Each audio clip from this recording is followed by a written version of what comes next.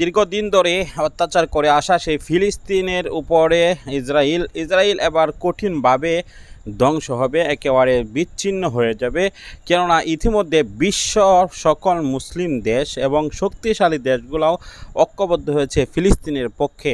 তবে একটি দেশ শুধু যুক্তরাষ্ট্র, সেই দেশ শুধু সেই ইসরায়েলের ইহুদিদের পক্ষ নিয়েছে। কিন্তু সেই পক্ষ নেওয়ার কারণে এবার রাশিয়া, চীন এবং উত্তর কোরিয়া, দক্ষিণ কোরিয়া এবং ইরান সবাই কিন্তু এবার যুক্ত হয়ে গিয়েছে ফিলিস্তিনের পক্ষে।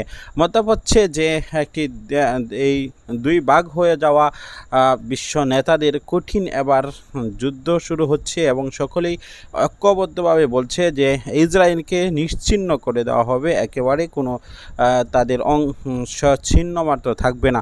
আমরা দেখব যে ইতিমধ্যে হামাস নেতারা এবং ফিলিস্তিনের নেতাকর্মীরা এবং প্রেসিডেন্ট সব দেশের মুসলিমদেরকে ঐক্যবদ্ধ হওয়ার জন্য আহ্বান করছেন এবং আগামীতে কি পদক্ষেপ গ্রহণ করছে মুসলিম দেশগুলো সেগুলো আপনারা এই ভিডিওতে জানতে পারবেন।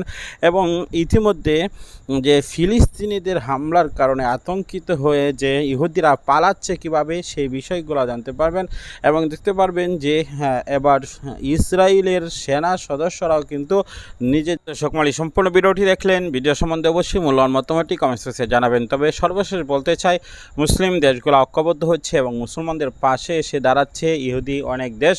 সেজন্য হাজারো শুকরিয়া। আল্লাহ রাব্বুল আলামিন হয়তো এবার ফিলিস্তিনদের বিজয় লিখে রেখেছেন এবং ফিলিস্তিনের বিজয় অনিবার্য হবে।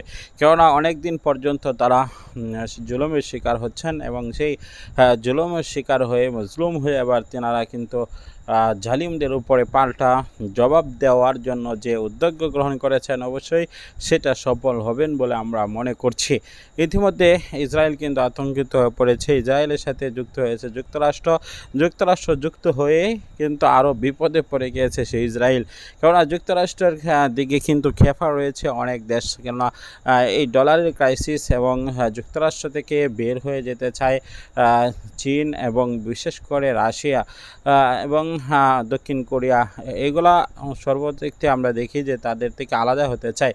ইতিমধ্যে এই সুযোগে তারা আলাদা হবেন এবং তারা আলাদা হওয়ার জন্য চেষ্টা চালাবেন। এই জন্যই ফিলিস্তিনের পক্ষ নেবেন, এটাই কিন্তু বোঝা যায়।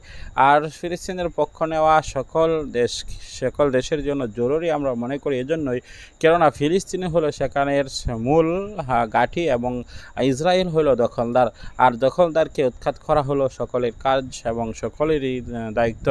কিন্তু দখলদারের পক্ষ নিয়েছে যুক্তরাষ্ট্র, সেটা তাদের জন্য খুব খারাপ ফল বয়ে আনবে বিশ্বের ময়দানে।